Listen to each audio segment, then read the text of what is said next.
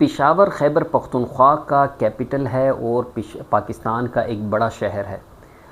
लेकिन यहाँ पे अगर आप दोपहर से लेके शाम तक अगर जो किसी भी हॉस्पिटल को जाना चाहते हैं, चाहे डबगरी गार्डन है, चाहे KTH खैबर टीचिंग हॉस्पिटल है, चाहे लेडी रीडिंग हॉस्पिटल है, तो शहर से जितने रास्ते भी वहाँ को जाते हैं वो तकरीबन कंजस्टेड होते हैं, ब्लॉक होते हैं, बंद होते हैं।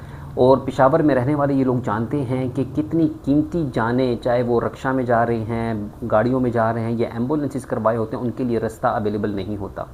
तो यहाँ पे जो ट्रैफ़िक पुलिस है जो कि अपना फ़राइज़ यकीनी वो बखूबी दे रहे हैं, तो मेरी उनके हवाले से ये तजवीज़ है कि या तो अगर आप इनके लिए एक अलग से एक लाइन रखें, नहीं तो फिर BRT के जो रूट्स हैं उनमें जो रजिस्टर्ड आपकी एम्बुलेंसेस हैं उनको रास्ता दें। कई सारी जानें हम बचा सकते हैं और कई सारी जानों को हम कॉम्प्लिकेशन में जाने से बचा सकते हैं। मेरी आवाज़ बने इसमें। ये शहर, ये मुल्क हमारा है।